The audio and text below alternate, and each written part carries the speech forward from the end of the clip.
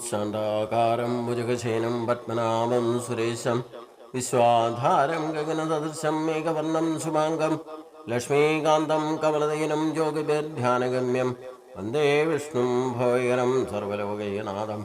ओं नमो भगवते वासुदेवाय, ओं नमो भगवते वासुदेवाय। ओम श्री कृष्णाय परब्रह्मणे नमः। सभी सज्जनों को भगवान का नाम से और मोहन जी का नाम से सादर प्रणाम। हम लोग मोक्ष संन्यास योग 18 चैप्टर में 35 श्लोक तक पिछले दिन विचार किया था। आगे गुण का अनुसार हमारा स्वभाव में क्या परिवर्तन लाना है, क्या शक्ति यथार्थ ईश्वर भाव में हमारा स्वभाव बदलना, तो ईश्वर के साथ में तन्मयी भाव बनाना है, तो सात्विक बुद्धि को कैसे प्रेरित करना है करके उसको बदलना है करके इसी अभी तक जो भी बताया भगवान ने बता दिया। अगर हमें उसी का अनुभव भी सत्व रजत तमो गुण के अनुसार काम करेगा तो उसी के अनुसार अनुभव होगा। मतलब सुख दुख भी कैसे आता है, सुख का प्राप्ति भी हम कोई भी स्वभाव में होने वालों किसी भी अनुभव में हम सुख अनुभव किया तो वो सात्विक भाव से ही मिलता है। कोई भी सुख हमें मिलता है सात्विक गुण से ही मिलता है। तो रजोगुण वाला होने दो, तमोगुण वाला होने दो, सत्वगुण वाला होने दो, किसी भी चीज से हमें सुख प्राप्ति होता है, सुख शांति मिलता है, वो सत्व गुण का प्रभाव से ही मिलता है। इसका मतलब हमारे ही अंदर तीनों गुणों हैं, तो हम जिंदगी में कभी न कभी ये सुख प्राप्ति किसी भी विषय में, इंद्रिय विषय होने दो, मन से तन से भी कोई भी सुख प्राप्त अनुभव करता है। हमें शांति भाव कभी ना तो कोई भी ऐसे मानव जन्म ही नहीं होगा कभी सुख अनुभव नहीं किया हो। सुख दुख सम्मिश्र भाव में हम लोग का अनुभव करते रहता है, लेकिन इसी में भी त्रिगुण भाव प्रकट होता है। कैसे? सुख भी सत्व सुख, सात्विक गुण का स्वभाव से मिलने वाला सुख सात्विक सुख कहा जाता है। रजोगुण स्वभाव वाले को रजोगुण वाला ही सुख मिलता है, तमोगुण वाला काम करने वाले को, स्वभाव वाले को तमोगुण वाला ही सुख मिलता है। अब ये अभी सुख के बारे में भी भगवान आगे कहता है, सुखम तिदानीम त्रिविधम शृण में भरतक्षभा अभ्यासाद मते यत्र दुखांतम न निगच्छति। हे अर्जुन, अपना अभ्यास के साथ नित्य नैमित्य कर्म का अनुष्ठान के तौर पर जो भी सुख प्राप्त होता है, वो सुख प्राप्ति हर मानव को मिलता ही है, और सुख का अंत में दुख भी अनुभव हो जाता है। जो हमेशा दुख रहित हम जिंदगी कैसे होगा, वो सात्विक सुख से, सात्विक स्वभाव वाले को मिल सकता है। मतलब आसानी से जिंदगी को बीतना है तो हम सात्विक स्वभाव वाला ही बनना है। तो ये सुख प्राप्ति हमारा मानव मनुष्य जन्म में कभी न कभी तो अनुभव होता है। इसमें भी 3 तरह का सुख होता है। सात्विक सुख क्या है, रजोगुण सुख क्या है, तमोगुण सुख क्या है करके भगवान आगे कहता है। यत्तदग्रे विषमेव परिणामे मृतोपमं तत्सुखम सात्विकम प्रोक्तम आत्मबुद्धि प्रसादजम। सात्विक बुद्धि, सात्विक ज्ञान से, सात्विक कर्मों से जो भी काम करेगा उसी का सुख सात्विक सुख होगा।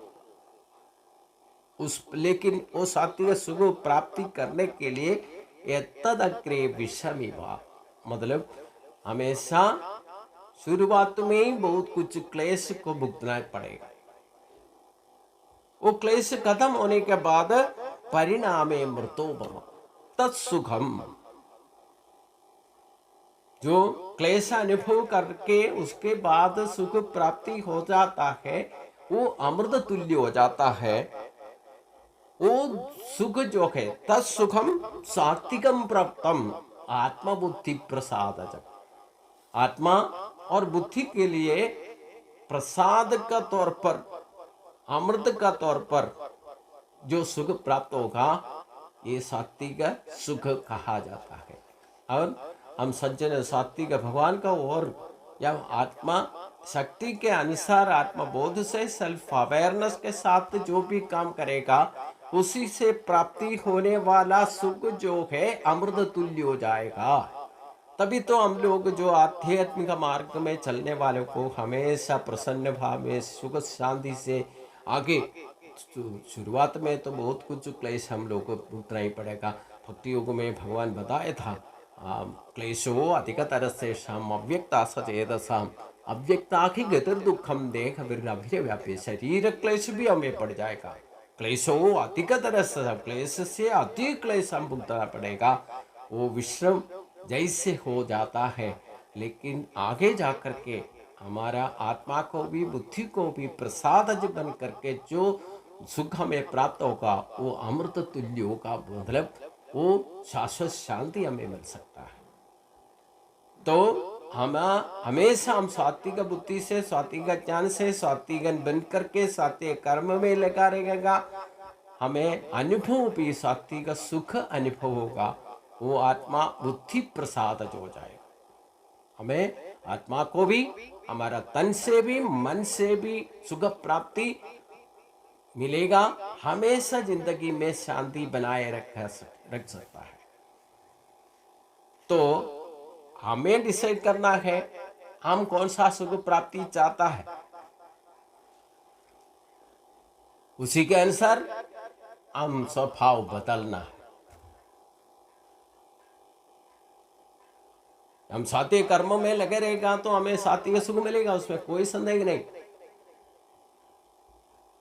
तो रजोगुण वाला सुख कैसे प्राप्ति होगा? विषयेंद्रिय संयोगात् एतदग्रे मृतोपम परिणामे विषमिव सत् सुखम राजसंस्पदम।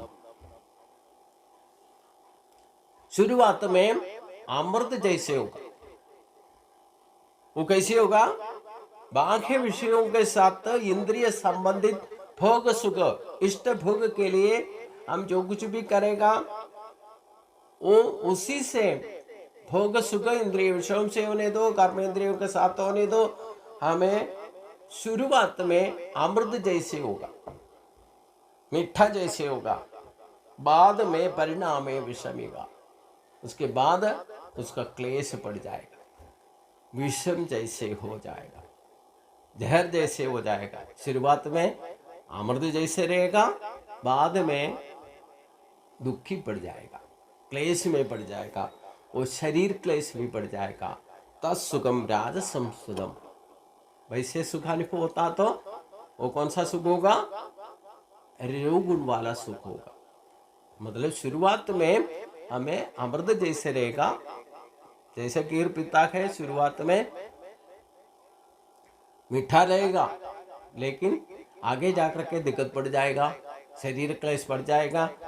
इसलिए इसी सुख को रजोगुण वाला सुख कहा जाता है। ज़्यादातर मानव जन्मों में, मृत्यु जन्मों में हम लोग को ज़्यादा से ज़्यादा हम लोग रजोगुण वाला है। इसलिए हम तो शुरुआत में अच्छा लगेगा, उसी के पीछे भागेगा, शरीर को भी छोड़ करके आसक्ति का पीछे, इच्छा का पूर्ति करने के लिए इष्ट भोग के पीछे, विषयों के पीछे भागदौड़ करेगा। तो शुरुआत में तो हो सकता है उसी से फायदा भी मिलेगा, अमृत जैसे शांति समाधान भी अनुभव हो जाएगा, उसी को प्रयास कहा जाता है। बाद में उसी के वजह से हम खुद दुखी होना पड़ेगा, तो वो रजोगुण वाला ही सुख प्राप्ति होगा। मतलब रजोगुण से प्राप्ति होने वाला सुख कभी हमें शांति समाधान से जिंदगी को आगे नहीं ले के जा सकता है, हमेशा दुख हेतु बन जाएगा। तो नमोगुण वाला सुख कैसे होगा? एतदग्रे विषमिव परिणामे मृतोपमम एतदग्रे चानुबंधे च सुखम मोहनमात्मना निद्रालस्य प्रमोदत्तं दत्ताम समुदाकृतम। जो भी सुख निद्रा, आलस्य या प्रमाद इनसे मिलता है, वो शुरुआत से लेकर आखिरी तक आत्मशक्ति को भी दुविधा में डाल देगा। वो सुख जो है तमोगुण वाला सुख होगा। मतलब तमोगुण वाला सुख से हमें कभी शांति समाधान अपने आप को भी नहीं मिलेगा, हमारा वजह से दूसरों को भी नहीं मिलेगा। वो भी एक सुख है, हमेशा सोते रहना, निद्रा और आलस्य, काम कोई भी काम देने से वो काम नहीं करेगा, मकरागिरी दिखाई देगा। उसी में वो शांति मिलता है, काम करने में कोई तसल्ली नहीं होता है। और ऐसे आलस्य बन करके, प्रमोद बन करके, वो मत जैसे आत्मा को भी दुविधा में डाल देगा, वो भी आत्मबोध में कभी नहीं रहेगा। उनका उपबोध मनस हमेशा सोते ही रहेगा, उनको आत्मा तत्व प्रयोजन का बारे में कुछ भी नहीं मालूम होगा। तो वो सुख आत्मशक्ति को भी माया में बंधित करेगा। उसी से अनुभव होने वाला सुख जो है वो तमोगुण वाला सुख होगा। ये तीन तरह का सुख भी हमारा जिंदगी में हम खुद सोचने से भी हमें उसका फर्क क्या है, खुद अनुभव करना है। हम जो भी सात्विक कर्म करेगा, सात्विक आहार करेगा, सात्विक विहार करेगा, जो कुछ भी सात्विक भाव में करेगा, वो शुरुआत में तो अच्छा काम करने के लिए तो क्लेश तो होगा ही होगा, उसमें हर एक तरह का आपको दिक्कत पड़ेगा। लेकिन शुरुआत में उसको कोई क्लेश होने पर भी उसके पीछे लगे रहे, उसके बाद आगे जाकर के उसका फायदा सुखदायक हो जाएगा, वो सुख प्राप्ति होगा तो अमृत तुल्य हो जाएगा। वो आत्मा को भी, हमारा शरीर को भी, तन से भी, मन से भी प्रसाद जो हो जाएगा।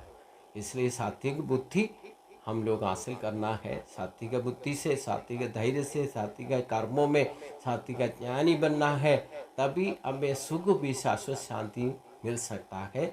आसानी से जिंदगी जीना है तो सात्विक बुद्धि यूटिलाइज करना है।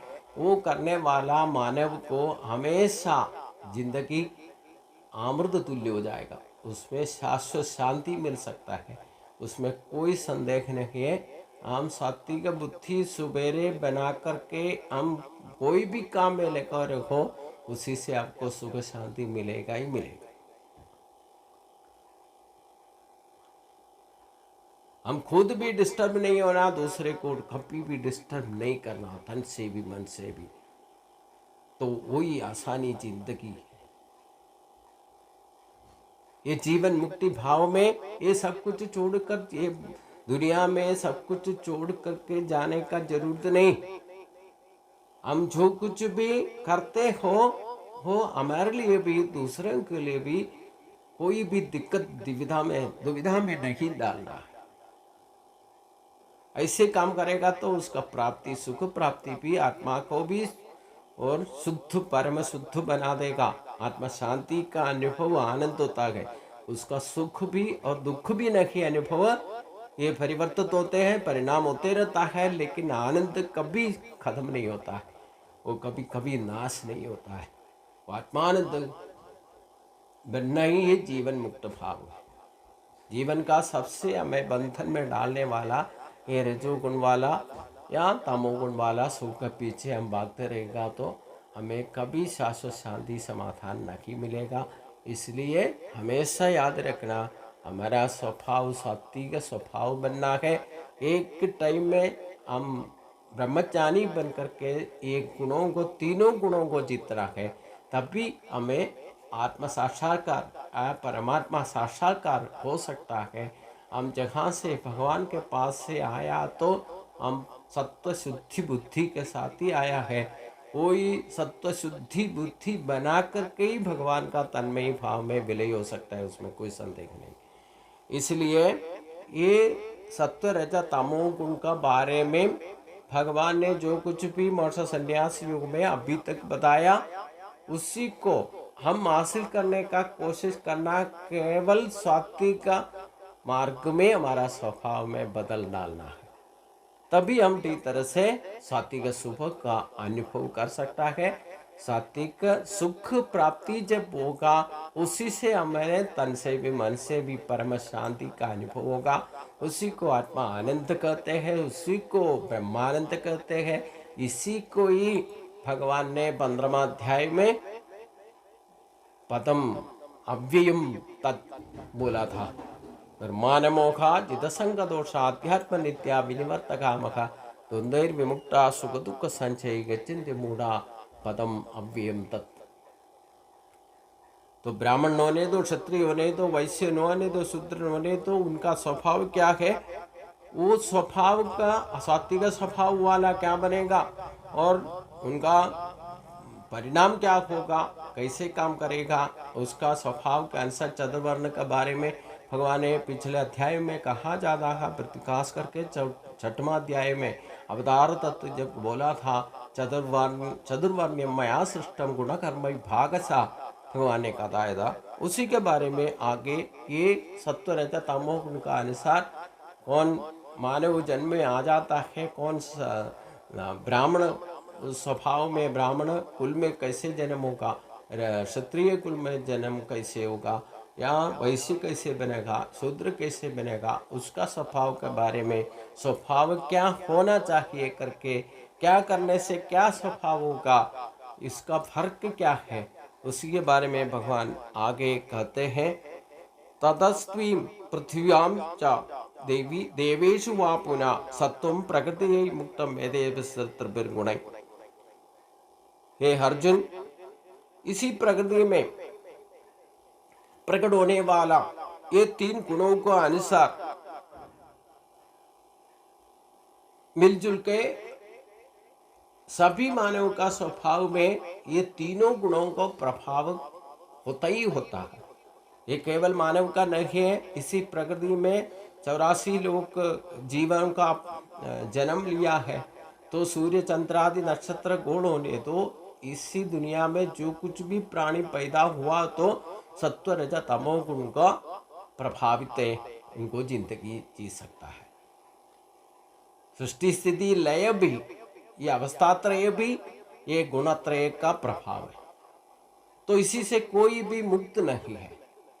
तो इसका फर्क क्या है भगवान ने बताया, उसको सोच समझ करके हम कौन सा स्वभाव वाला बनेगा, उसी हिसाब से 4 कैटेगरीज भगवान ने बनाया है और चतुर्वर्ण कहते हैं।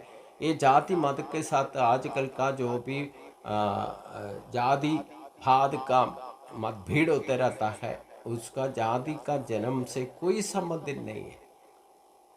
लेकिन अपना अपना स्वभाव के अनुसार कर्म वासना बनेगा।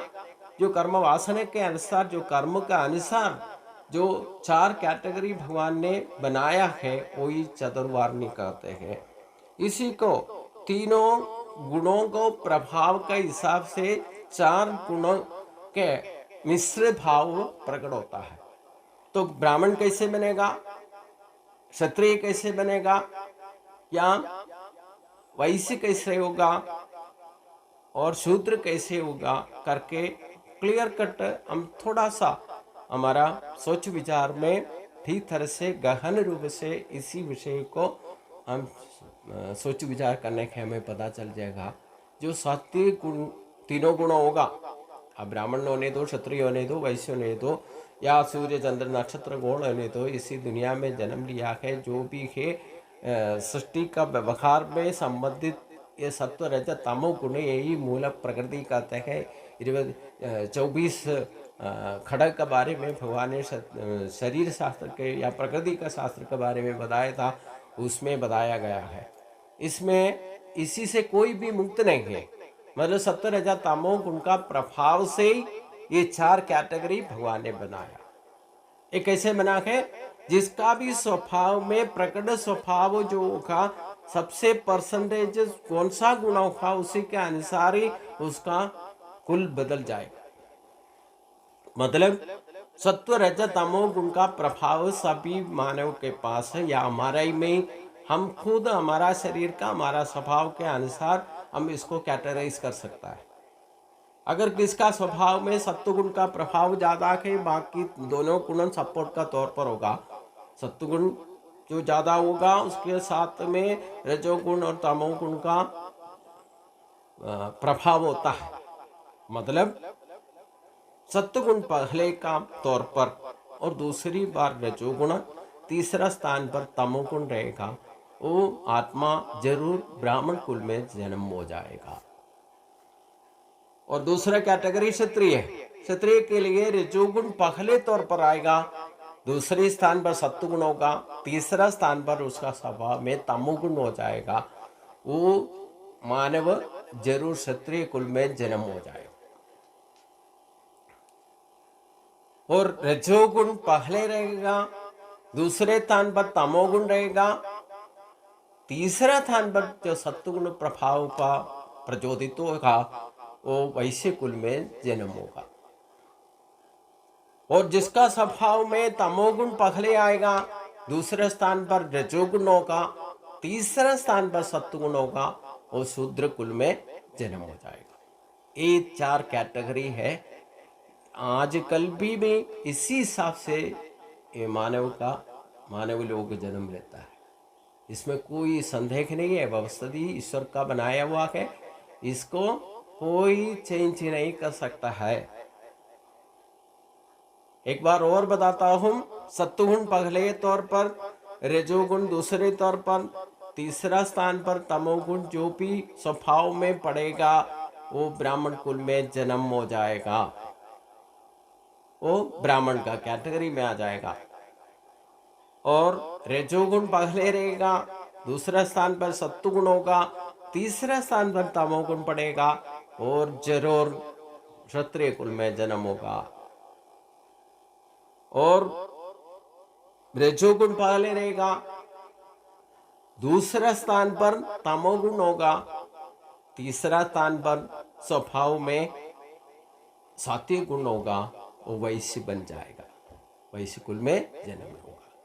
अगर शूद्र कुल में जन्म लेने वालों को सबसे पहले तमोगुण होगा उसका स्वभाव में, दूसरा स्थान पर रजोगुण होगा, तीसरे स्थान पर सत्वगुण होगा, ये शूद्र कुल में जन्म होता है।